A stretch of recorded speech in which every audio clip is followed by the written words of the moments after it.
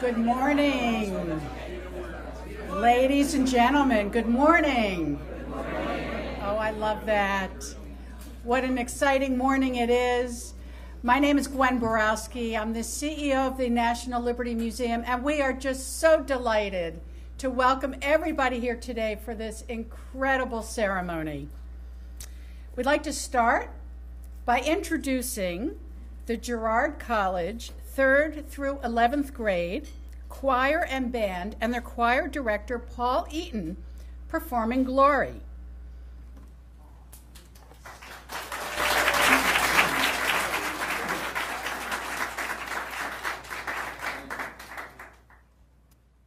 Good morning, everybody.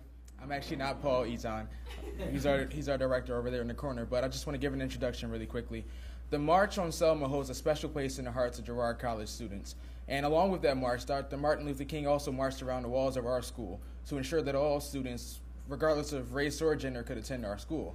Today, we want to celebrate the opportunities that Martin Luther King afforded to our students and to celebrate the opportunities that we all have to march on our road to glory. Today, I want to welcome the upper school and lower school band and choir and our director, Paul Eaton.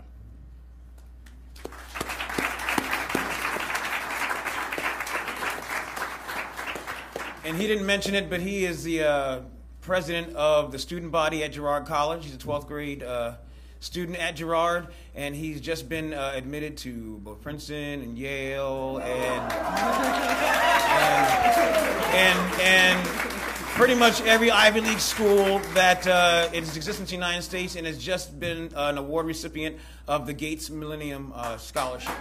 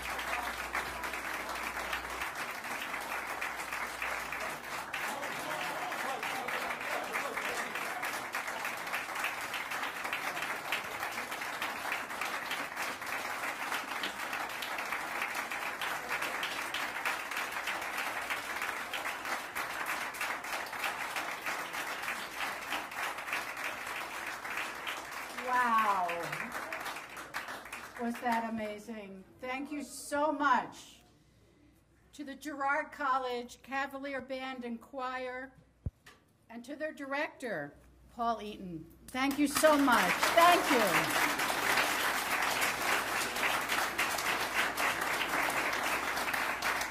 And actually, Paul contacted us to let us know Girard students decided to collaborate on performing Glory as their own musical submission to the Selma contest. This song was their response to the film Selma and the civil rights struggle. What an incredible performance.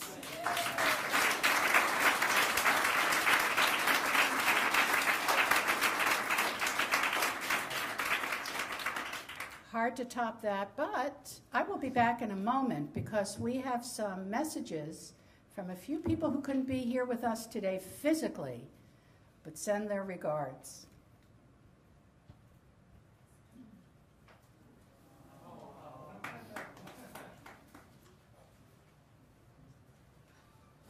Good afternoon, everyone, and welcome to the ceremony honoring the top 3 winners of the Selma Speech and Essay Contest hosted by the National Liberty Museum in Philadelphia. I'm David Oyelowo, and I had the immense privilege of playing Dr. Martin Luther King Jr. in the film Selma. Congratulations to Eden Amos from Lake Park High School in Roselle, Illinois, Evan Lehman from Parkway North High School in St. Louis, Missouri, and Ifeoma White Thorpe from Morris Hill High School in Rockaway, New Jersey. Your essays were chosen out of close to 800 submissions, and you truly expressed what needs to be done today to protect individual freedom and self-determination. At the age of 15, just about your age, Eden, Evan, and Ifeoma, a young Martin Luther King Jr. entered a high school public speaking competition with his submission called The Negro and the Constitution. It has been widely written that the high school speech Dr. King wrote inspired his I Have a Dream oration. That is the power of words. We thank you for using yours. Congratulations.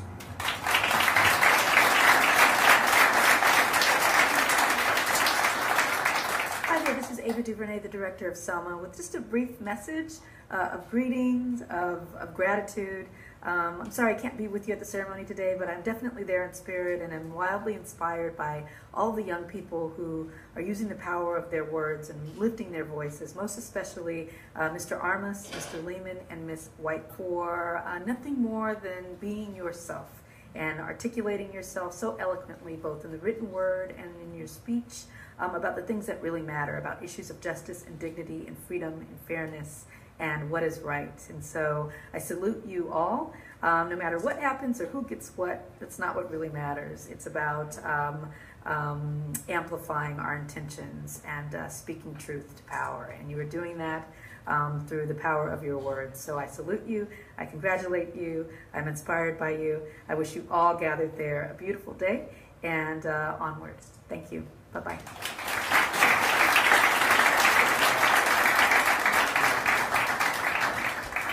Well, what a wonderful beginning to our program today. In addition to everyone else here with us physically in the room, we have a lot of people joining us through a live stream we are broadcasting right now. I feel like I'm at the Academy Awards. So friends, family, and media everywhere are tuning in to celebrate this momentous occasion right along with us. Now, this contest could never have happened without the incredible support of the John Templeton Foundation, who, along with in-kind support from Paramount Pictures, brought the project to life. Thank you.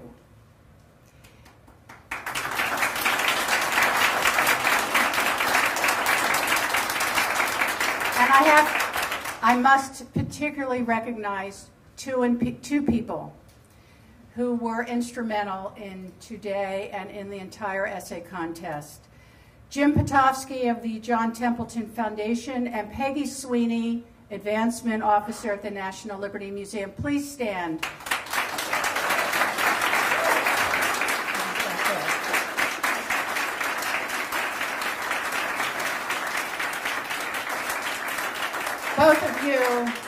Both of you really made this happen. Jim, you have been such a wonderful partner with us every step of the way. Thank you so much.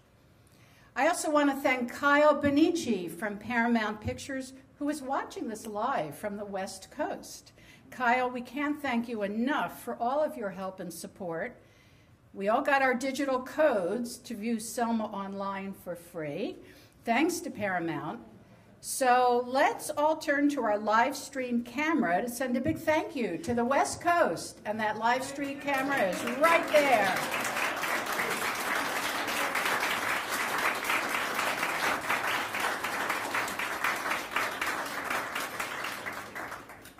The purpose of the contest was to invite high school students around the country who saw Paramount's film Selma to exercise the power of their words. Students were challenged to describe how they can advance individual freedom and self-determination today, inspired by the examples of our civil rights heroes. The contest was open from December 2014 through February 2015, commemorating the 50th anniversary of the Selma March. Student participants had to submit not only an essay, but also a video speech of themselves delivering their original work. By the end of the submission period, we received entries from students of all backgrounds, ethnicities, and religions from across the U.S., including 43 states, Washington, D.C., Virgin Islands, Guam, and military bases abroad. In our closing weekend of the contest, we watched as submissions skyrocketed from 250 to 785. We received an overwhelming number of submissions, and every single student who participated took the contest topics seriously. For us, every one of the young people who participated is a winner. It is so encouraging to us, the quality of the ideas students from all walks of life put forth.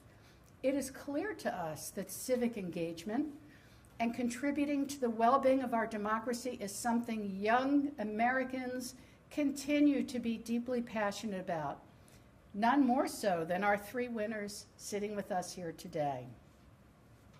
Since our opening in 2000, the National Liberty Museum has been dedicated to inspiring and empowering students to become leaders and to create the change they want to see in the world.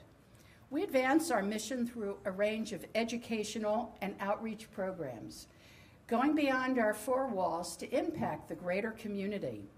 The Selma contest is an important mission, advancing initiative for our institution, and we could not be more pleased with the outcome.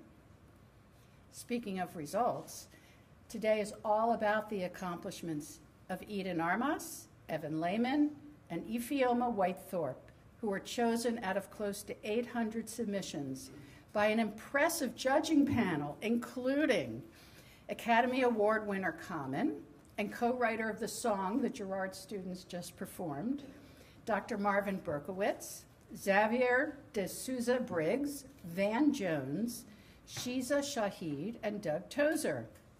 What a stellar panel of judges. And I'd like to take a moment to recognize one of our national judges who is here with us today, Doug Tozer.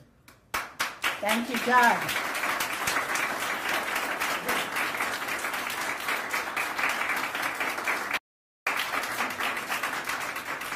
And now, to give you a little more background on the contest, these incredible students and their essays, is a special guest we are thrilled to have who is serving as our event MC. Cherry Gregg is the Community Affairs Reporter for KYW News Radio 1060. From the start, she has focused on community and legal affairs, social justice, and grassroots issues of concern to the residents of Philadelphia and the surrounding area. Cherry Gregg believes in highlighting diverse perspectives, positive people, and cultural events in the area. In 2013, she created and produced an original 10-day Black History Month series for KYW News Radio titled Philadelphia Game Changers. The series highlighted individuals and organizations making a positive impact in the area's African American community. In 2013, she was named among the NAACP's most influential Black women in the Philadelphia area.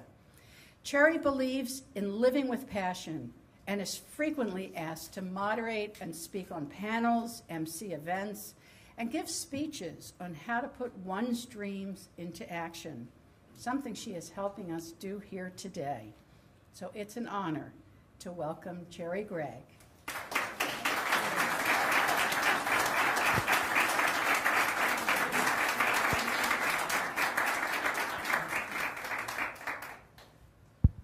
You are such an awesome crowd. Good morning. How are you doing? Good.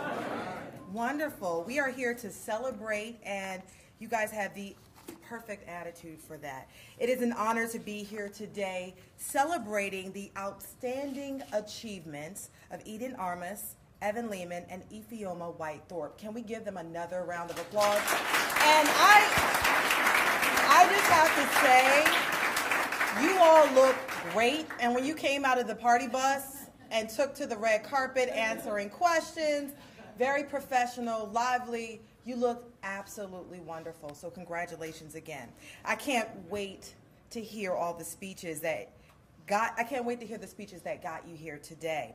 And while Gwen explained to you that these are the top 3 winners of close to 800 entries from high school students nationwide, our 3 winners do not know where they place. Okay? So today, they will learn, along with everyone else in this room, who will take home the first place prize of $5,000.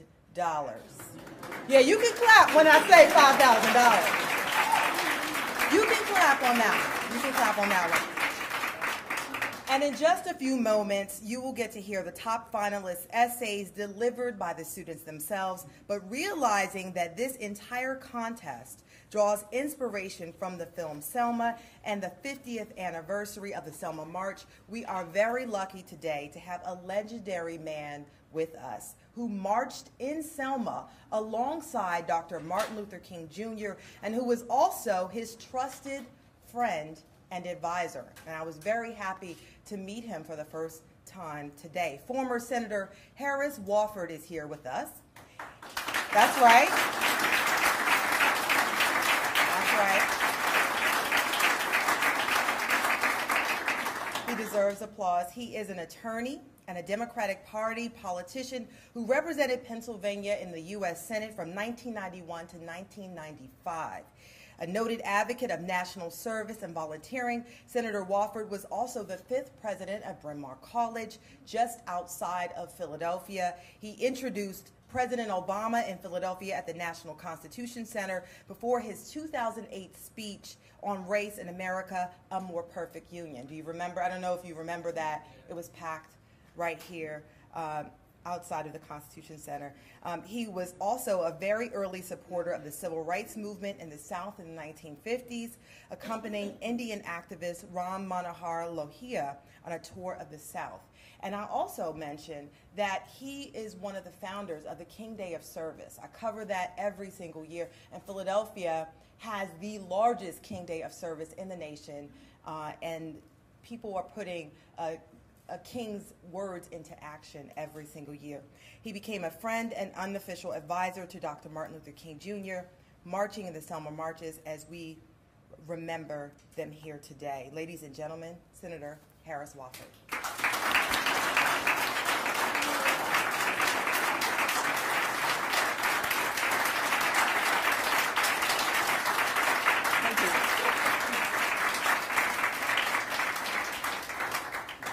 When I walked in the door, and from then to now, I've had a sense that we're going to have a good time here in the museum.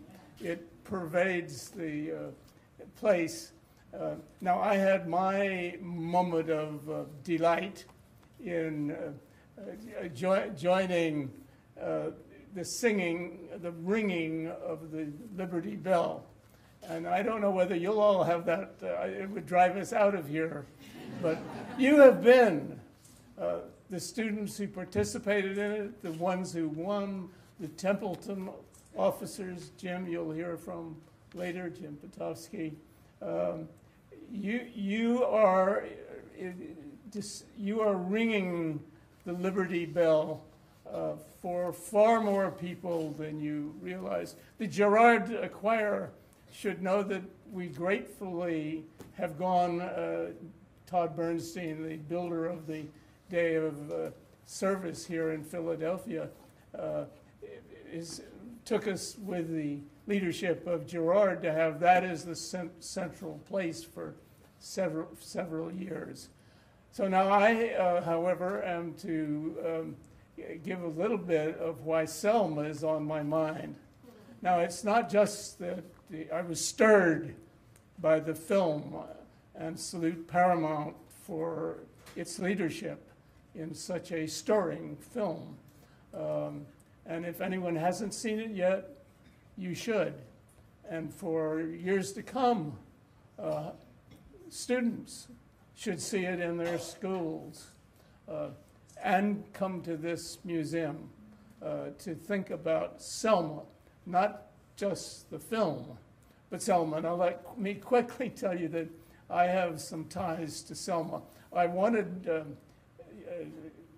museum collects heroes, and I'm not one of those heroes. My best claim is a joke by Martin Luther King that I was the only volunteer lawyer on his team who would help him go to jail instead of using all the tricks of the trade of a lawyer to keep him out of jail. And he teased me with that, and I had the great luck for the good part of the 10 years that he was, for me, the spiritual leader of this country, to have been a constant and close colleague and advisor. And at his call, and one of the calls was to go to the march in Selma. Now, Selma had a ring for me already, namely that I wanted to fight Hitler, and I, at 17, enlisted in the Air Corps, and at 18, got sent for basic training in Mississippi, at the end of which those of us who were chosen to be pilots or navigators were sent to Selma, Alabama, 1944, to Selma, Alabama, when I was just turning 18, because they didn't know whether they would need more pilots or navigators in the Pacific War. The European War was about to be won. And so we went to Selma, to Craig Field, Selma, Alabama.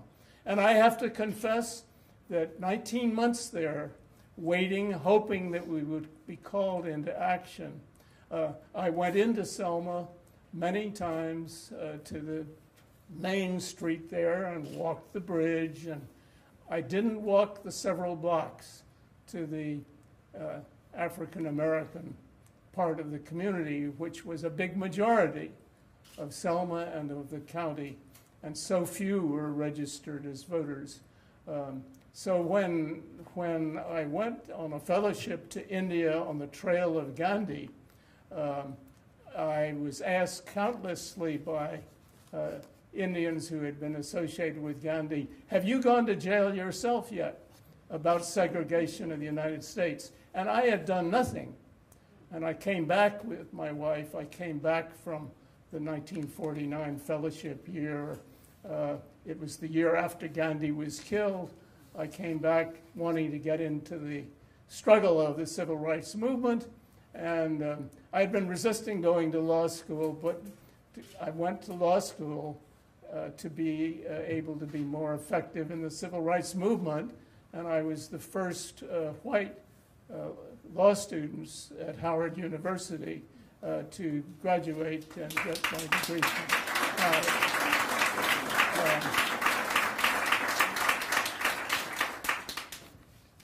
But there were heroes who really faced danger. Martin Luther King paid the ultimate price, as Gandhi did. But Selma is the mother of heroes.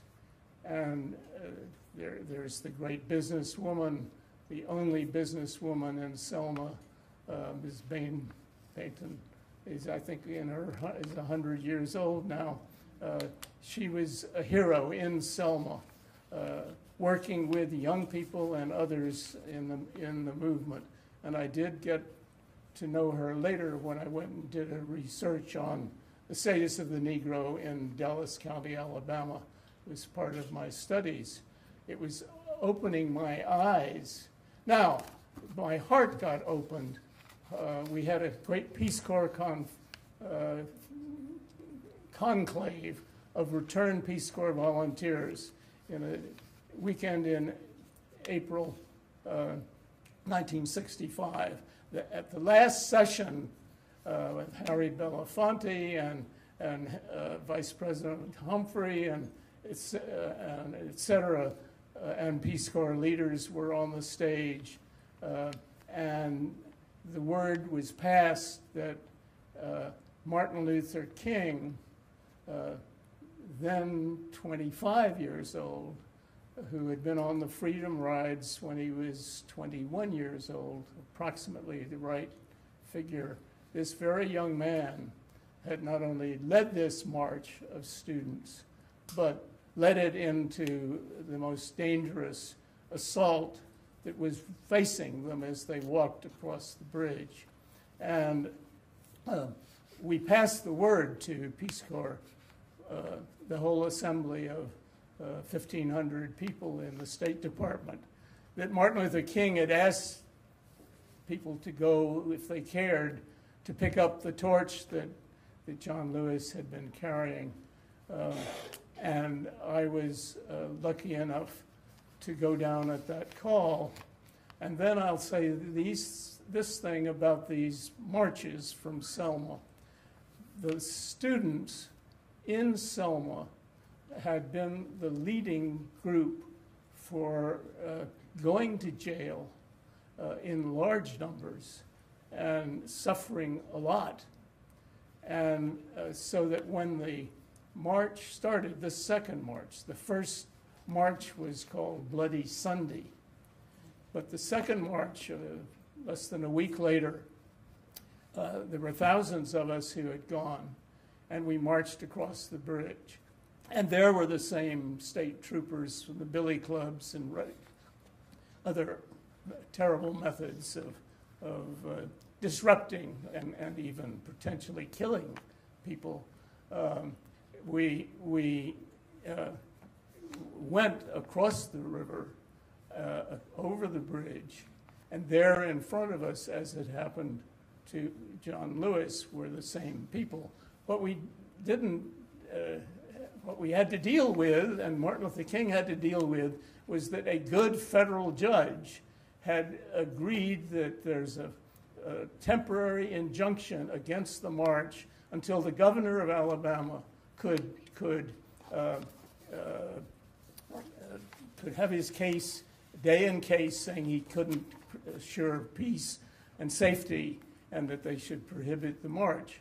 And Martin Luther King had to decide whether to disobey a federal judge who was a champion of civil rights, who had a temporary restraining order, and violate it and move into the ranks of those that are going to be assaulted by the forces. King decided that this was an occasion, just as there is an occasion when you should march, this was an occasion when you should not disobey a reasonable order. He asked those of us within reach, will you come back if we obey the injunction? And so facing the troopers, King turned around and said, back to Selma. And everybody did. Some of the young people were furious, called him Martin Luther King for deciding to go back. But everybody, as far as I know, said, yes, we will come back. And so that was the comeback march. That's the second march. First was Bloody Sunday. And the judge did rule that the march could continue, and there was one spot along the way that was too dangerous, and only a certain number of us got selected to go on that. And we in the third march, I forget whether it's 20 or 30,000 people in the end were part of that march. It was a kind of triumphant march that went right up to the Capitol of Alabama and the Confederacy in the beginning of the Civil War. And that we were told that Governor Wallace was looking through the curtains of the Capitol at Martin Luther King, who gave one of his great speeches. And it was an achievement. The three marches together make a story that's a very good story. Students were put at the very front, the students of Selma, of the march, and given the highest honors. And in a very different situation, I would say that the three winners are needing that, are going to get that honor from all of us. Mr. Armas, Mr. Lehman, and Miss Whitethorpe. Could I see you talk to one of you with delight?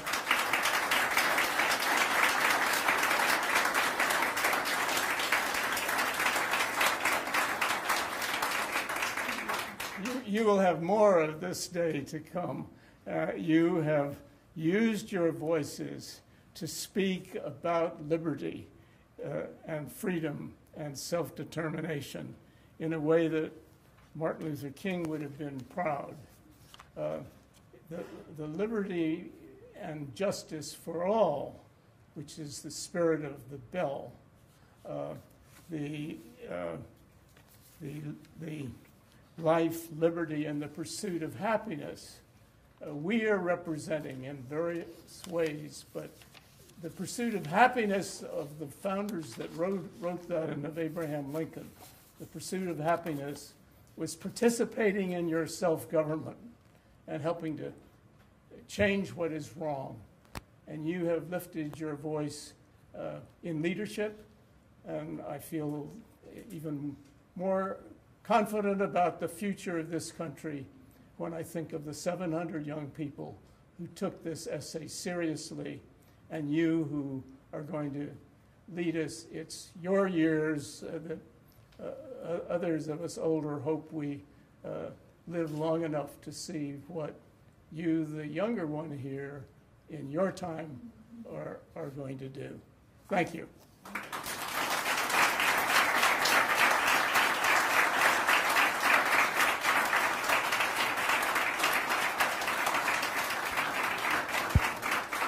Thank you so much, Senator Wofford.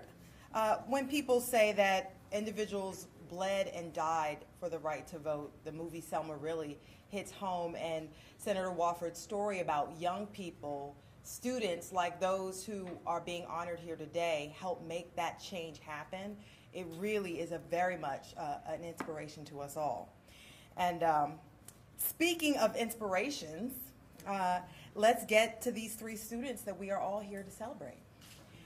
Today, we are here to honor Eden Armas from Lake Park High School in Roselle, Illinois, Evan Lehman from Parkway North High School in St. Louis, Missouri, and Ifeoma Whitethorpe from Morris Hills High School in Rockaway, New Jersey. That's right. Now, as a reminder, to enter the contest, students were asked to watch the film Selma and then to submit a 500 to 700 word essay and video of themselves speaking their essay. So this was not just a written competition, this was also a performance competition. And they had to respond to the following prompt. The movie Selma tells the story of how Martin Luther King Jr. and others peacefully protested to advance voting rights. What do you think needs to be done today to protect individual freedom and self-determination? What are you doing or will do to peacefully advance those rights? That's a tough question, tough series of questions, okay? Eden Armas eloquently focused on lessons from the past and the power of kindling the courage to fight for freedom. Evan Lehman explained how the protests in Ferguson illustrate the need for us to use the power of our words and peaceful protest rather than resorting to violence. And Ifeoma employed the poetry of spoken word to express that advancing individual freedom starts with her. We each must overcome stereotypes and bring about the change that we crave.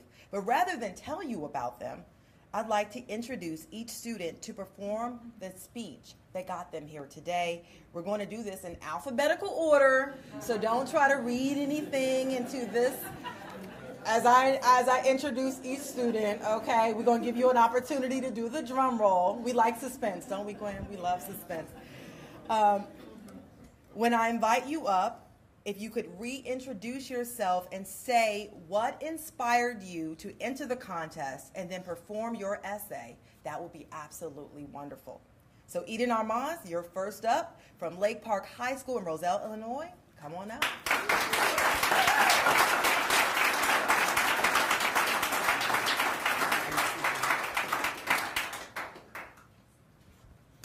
Well, first off, I'm Eden. I'm from Lake Park High School in Roselle. And I took the question, what inspires you, into my bathroom, and I kind of just stood in my reflection and just looked in my eyes and tried to look for it, the answer to this question. And what I came up with was voice, and that's singular, not plural, because each of us have a unique voice, and when we use that voice to fight against an injustice, whether it be like my father, unfair immigration practices, or my mother, improper educational practices, or what this beautiful organization does against discrimination and racism, when those unique voices come together, they don't create a body of individual voices. They create a body of one voice. And to do that, and to have a message to fight against something that's improper, and to just elude the freedom and power we have as a people, that's what inspires me, and that's what inspired me to write the speech. So if you don't mind, I'm going to be in front over here, and I have a pretty loud voice, so I'm pretty sure I'll be able to project it.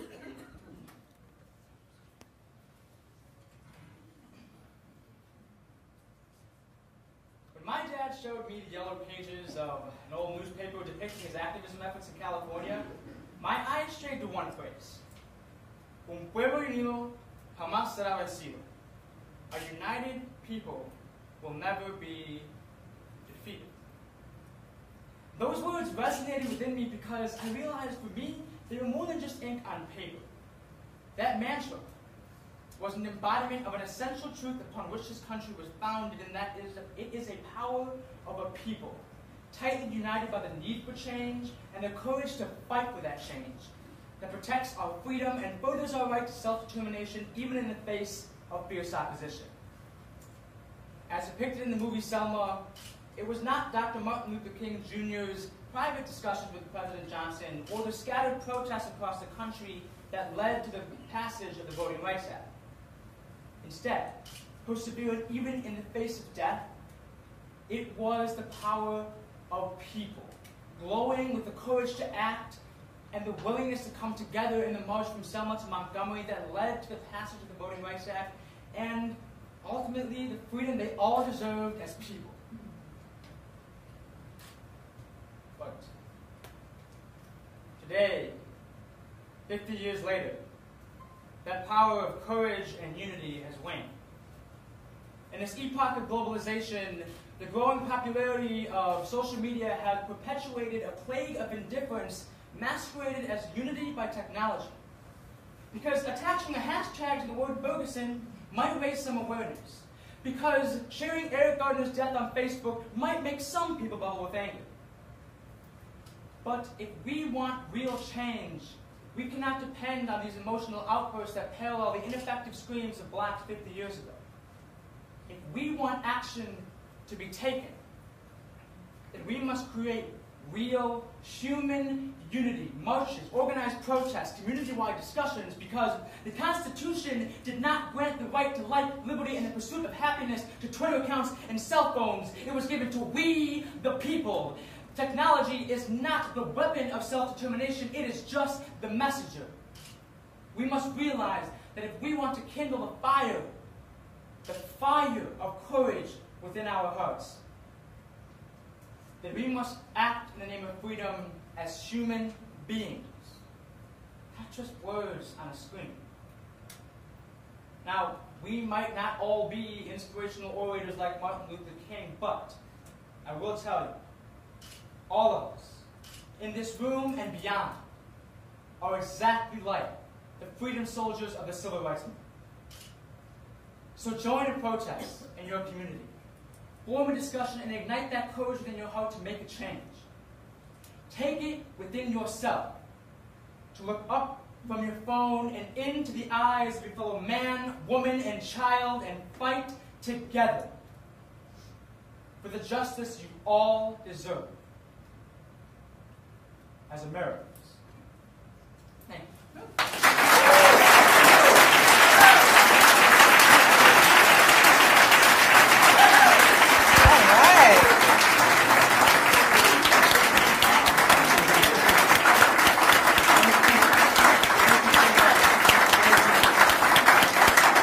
Excellent job. Thank you so much, Eden. It will take more than just a hashtag to make change. Amen? Okay. I feel like I'm in church after that. Now I'd like to introduce Evan Lehman from Parkway North High School in St. Louis, Missouri to perform his essay. Come on up.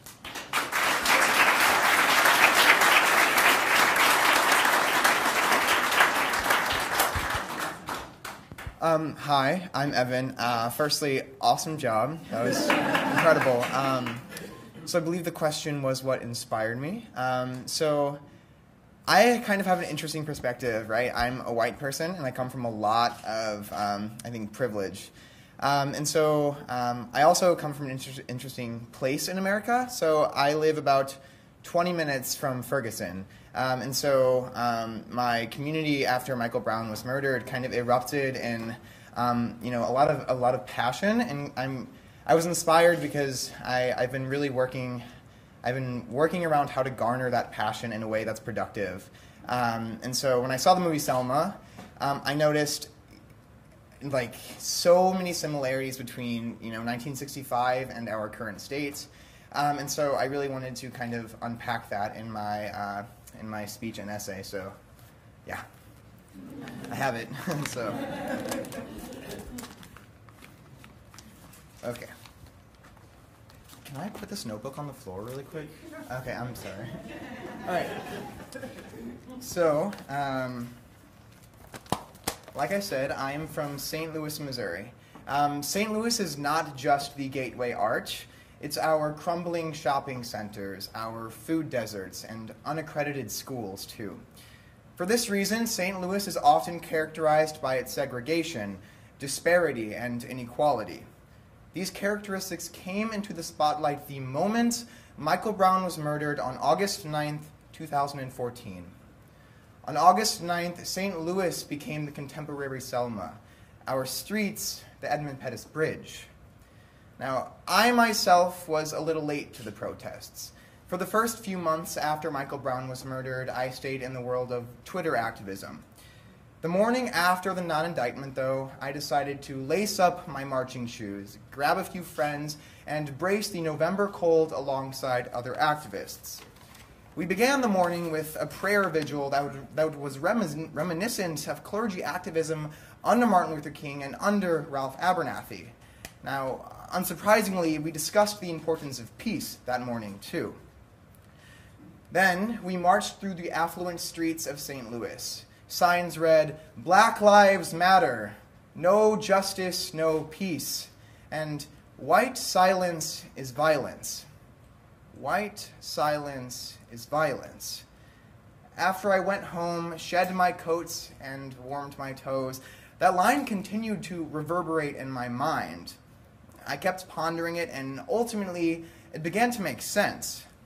I benefit from an immense amount of racial privilege, and it is essential that I speak up in a way that disrupts apathy and ignorance.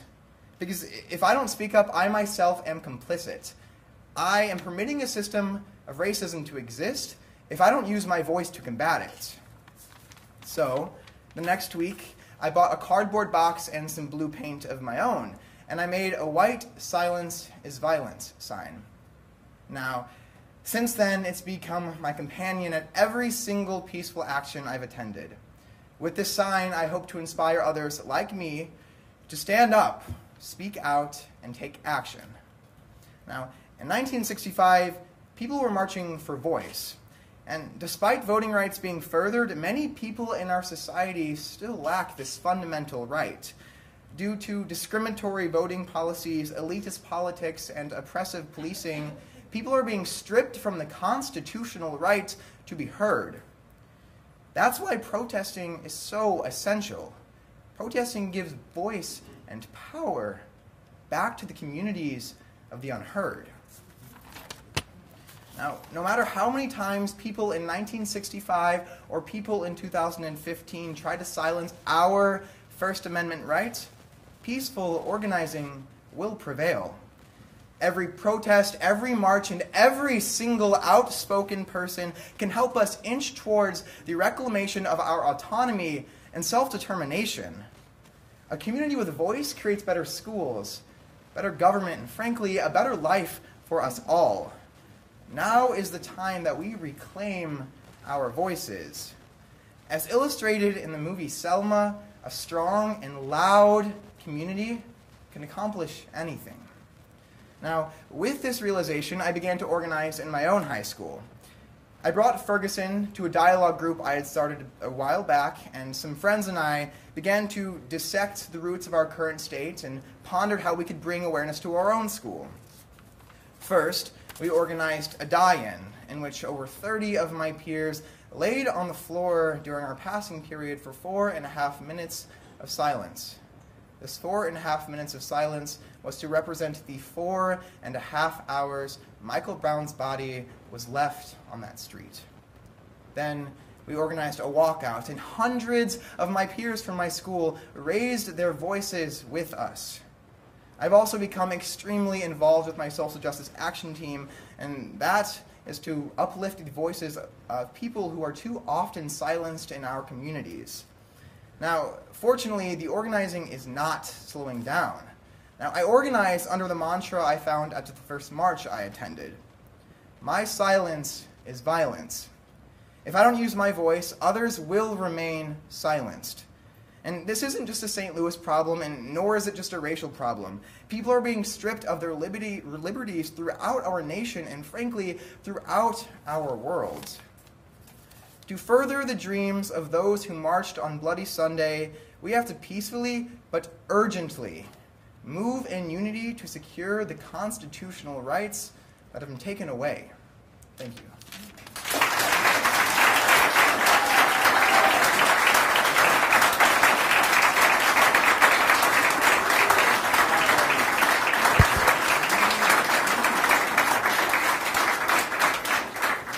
Excellent job, Evan. This is a tough competition. Ooh.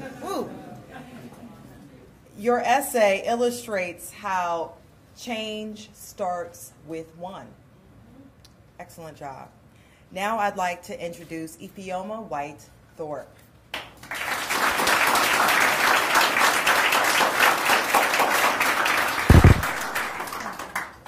Hello, my name is Ephioma White-Thorpe, and I think the question is, what inspired me to enter the competition? So after I found out about the competition about 2 weeks after I viewed the film Selma. I was inspired by scenes such as Bloody Sunday, in which the people of Selma were able to triumph and persevere through persecution. This showed me that whatever trials and tribulations that I'm going through, that we are going through, we must have the strength, the courage, and the power to overcome, and that we can and we shall overcome. I'm going to perform my speech here, and the title of my essay is Let Freedom Ring. Tick-tock, time is ticking. How many years do I have left to make a change? To not just be a soul-moving past, to not just be a reflection in glass. What if the change I make is minimal? Does that mean it doesn't count? Looking back in time, it is evident that Rosa did not have to shout to be heard.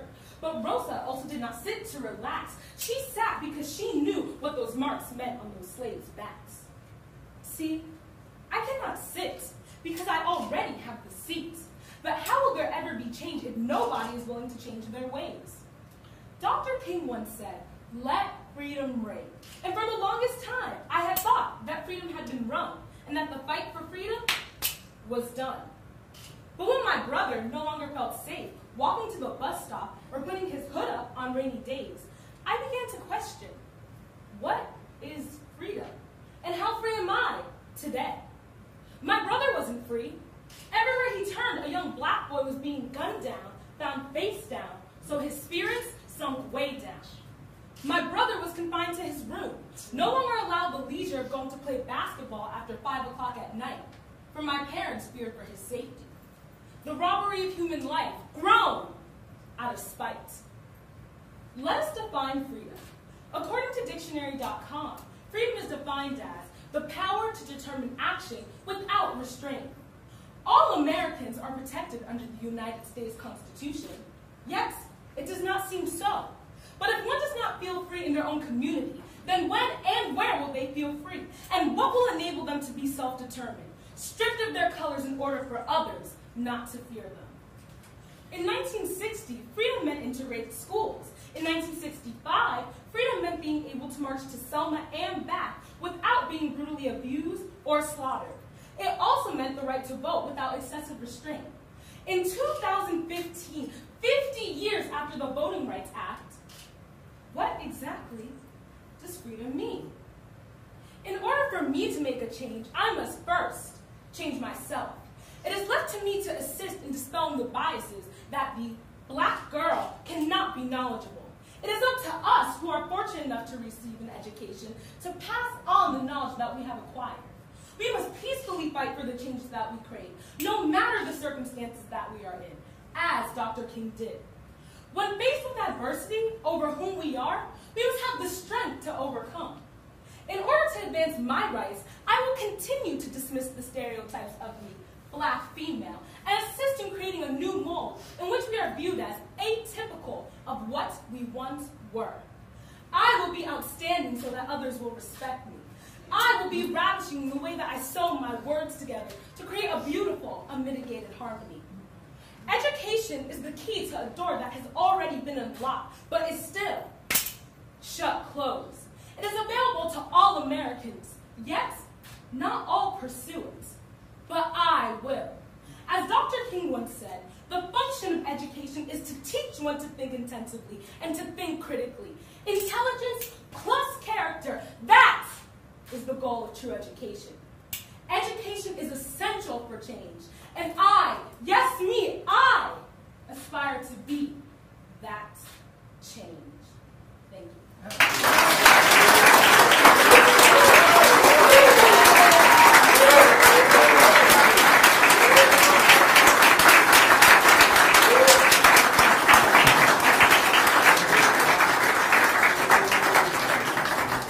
I am so glad I am not judging this competition. Oh my goodness, excellent job and congratulations. Can we have another round of applause? Oh my goodness, for all three of our outstanding students.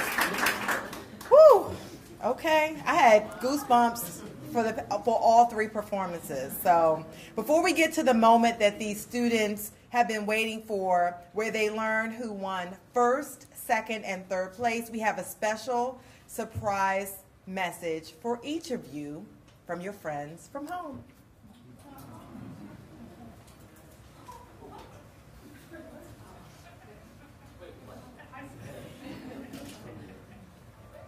Hi, Eden. Hi, Eden. Hi, Eden. Eden from the theater department.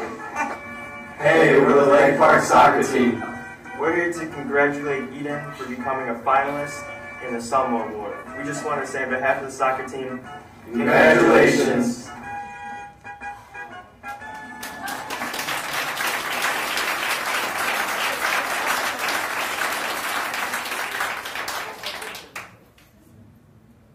Hey Evan, it's Miss Marquardt. Just wanted to say congratulations to you on the essay that you did, and I am so proud of you and wish you the best of luck as you are reading this to all of the amazing people who you'll be with next weekend. Good morning, class. Good morning, Miss Malaki. Where's my favorite student, Evan?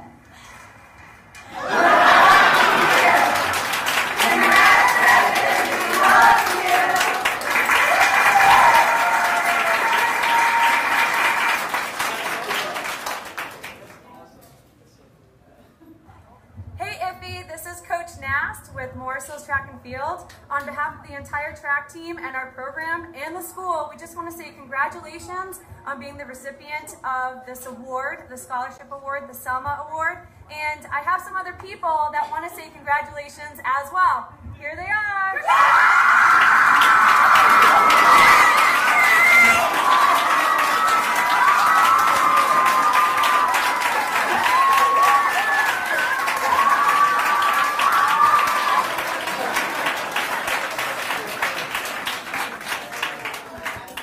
Nothing like a little love from home, right? Nothing like a little love from home. So I want to bring, okay, I know there's been a lot of suspense here, so I want to bring Gwen up with me for the moment that we've all been waiting for. Are you ready? Yes. All right. Okay, again, I'll explain how this all works. Third place will receive $1,000.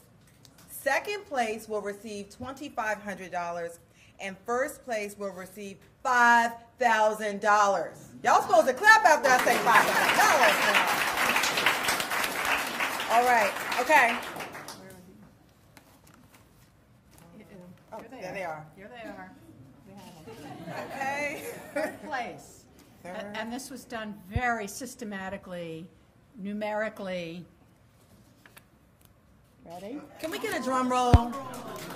There you go. Okay, so the third place is Eden Armas. Congratulations, Eden.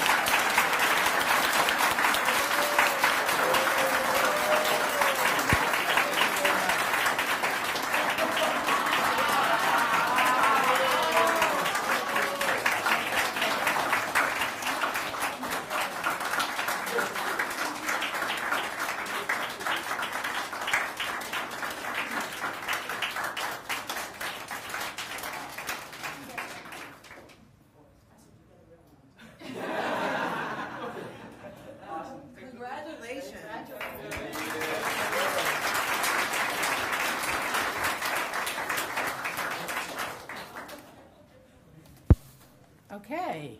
Another drum roll, please.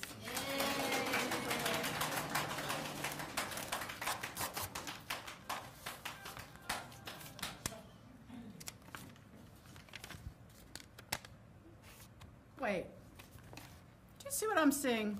Yeah, let me try to put my glasses. Wait, I don't even you don't wear glasses. Oh, I'll put sorry. my glasses on. Okay. Well, guess what? We have a tie.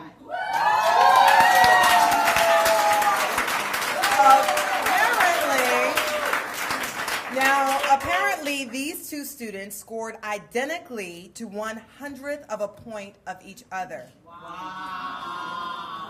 right. What an exciting surprise, right? So, Ifioma and Evan, you are tied for first place, and you are each receiving $5,000.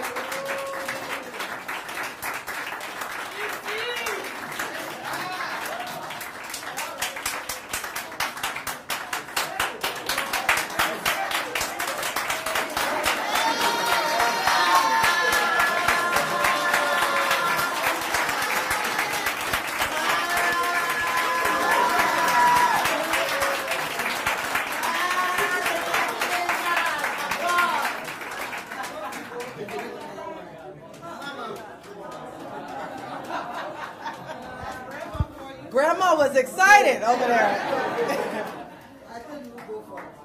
Well, congratulations. Congratulations to the three winners. You guys did an excellent, excellent job. And thank you to the Liberty Museum. This has certainly been an, look, hugs and kisses. Great work, guys. Great work. Now, this has certainly been, now y'all know don't take those big checks to the bank, right? You will get a much smaller check that you can cash. And congratulations to all three of you. This has certainly been an extremely exciting morning. Anytime we get to do a drum roll, I get excited. And here to make this day even more official and represent our great city of brotherly love and sisterly affection, from the Philadelphia Mayor's Office, we're thrilled to have with us Deputy City Representative Elka Battle.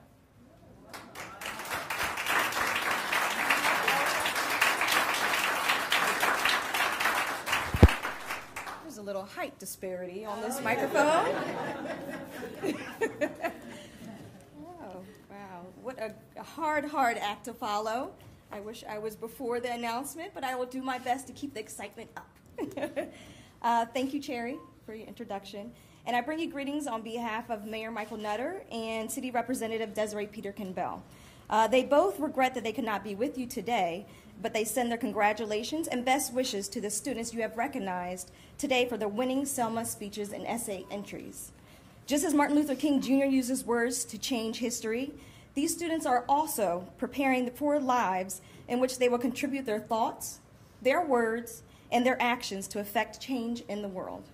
There's actually a quote from Dr. King that has influenced my own life throughout the years, which is, "Faith is taking the first step, even when you don't see the whole staircase."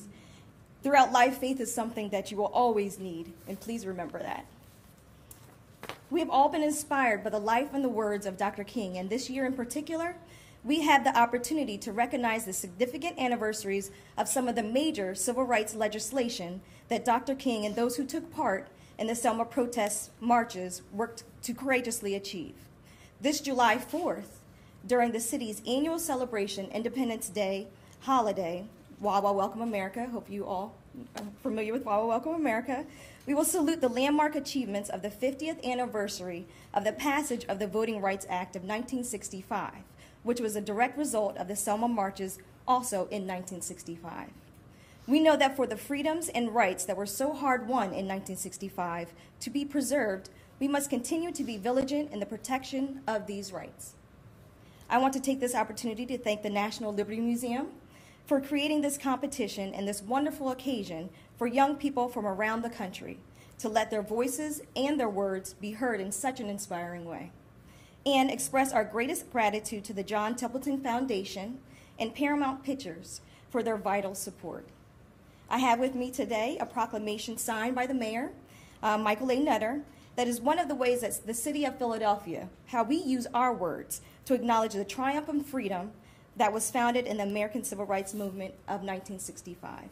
Now, I will not read this entire proclamation because we do not have all day, or you will be here all day with me, but I will just read the best parts of it.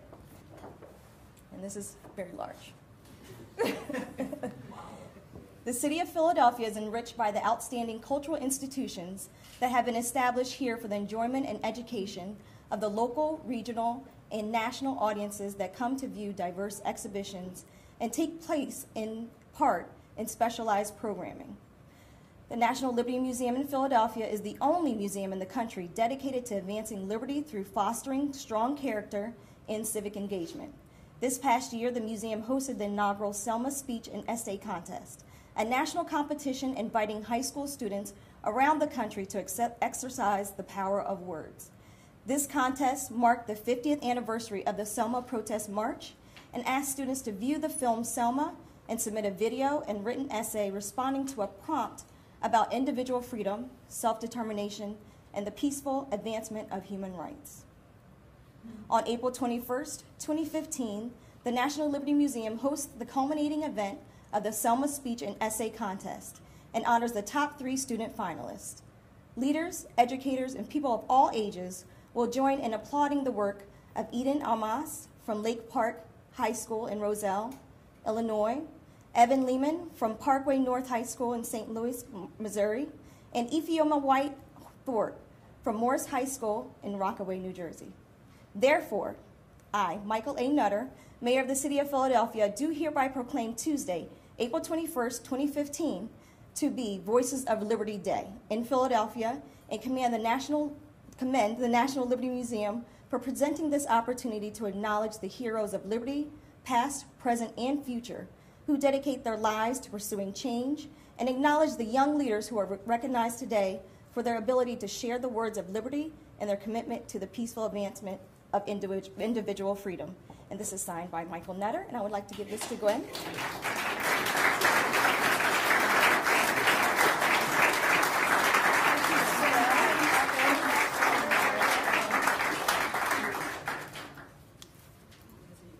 Now, I don't know if this is another surprise, but I love a drum roll. It's always a good drum roll. I have the pleasure of reading letters that were sent by the respective mayors of the home cities from the students that wrote the winning essays.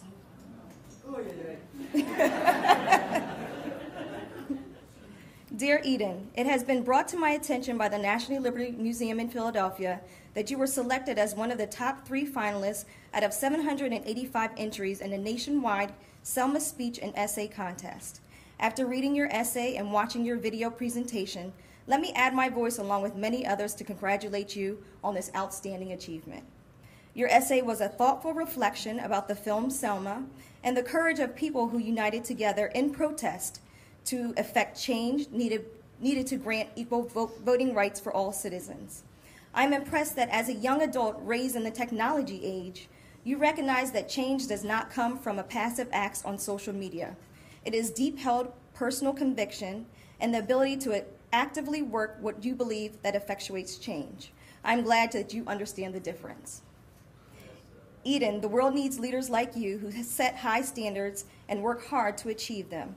On behalf of the Roselle Village Board, I would like to congratulate you on this occasion, and we are proud to have you as a member of our community. Best regards, Gail A. Smolinski, Mayor.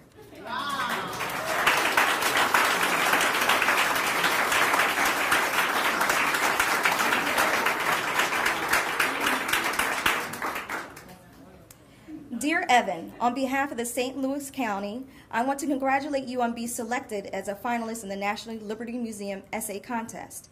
I was extremely impressed with your essay and equally impressed with your peaceful activism and involvement with your social justice action team. Both you and your family should take pride in the hard work and dedication you have demonstrated to achieve this accomplishment. I hope that you embody the citizenship and strength of character that you have demonstrated in your future pursuits.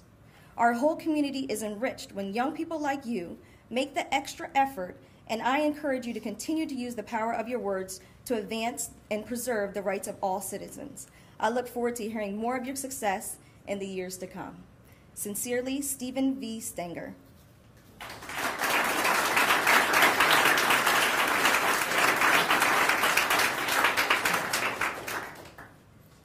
Dear Ephioma, congratulations on being selected as a finalist in the National Liberty Museum's Selma Speech and Essay Contest.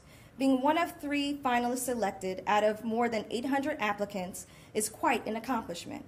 I must say that thereafter watching you giving your speech, I was extremely impressed. I wish you the best of luck in the final round of the contest. Regardless of the outcome, you are a winner. I guess they kind of knew that you were a winner. I would like to invite you to a Denville Town Council meeting to read your speech to the council and the community for them to enjoy. Our next council meetings are Tuesday, May 5th, and just so you need to know, Tuesday, May 5th and Tuesday, May 19th. Please call me, and I'm not going to mention the number, but you'll have the letter, but he would like you to call him directly. With your passion and intelligence, it's obvious that you will be very successful in life. Best wishes, Thomas D. Andes, Mayor.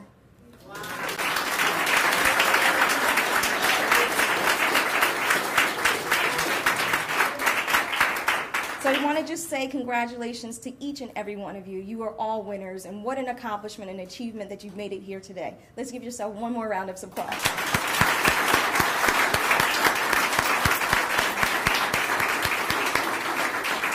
I thank you all for letting me share this day with you as well. I will take all of my paperwork now. All right, thank you so much, Elka. Thank you, everyone. I am so impressed by today.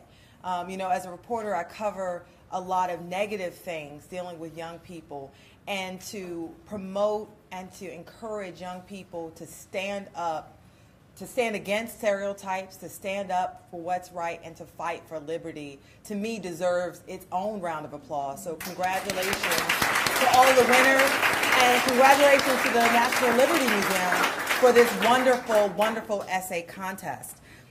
Please join the National Liberty Museum for lunch on the 4th floor. On your way, you'll want to check out the new Selma exhibit on the 3rd floor showcasing Eden, Evan, and Ifeoma's submissions, along with the videos of the other 9 honorable mentions. And don't forget to take with you your video access code courtesy of Paramount Pictures so you can watch the Selma film for free. I saw it. It was amazing. I saw it 3 times. So thank you, everyone, and thank you to the National Liberty Museum for including me in today. I appreciate it.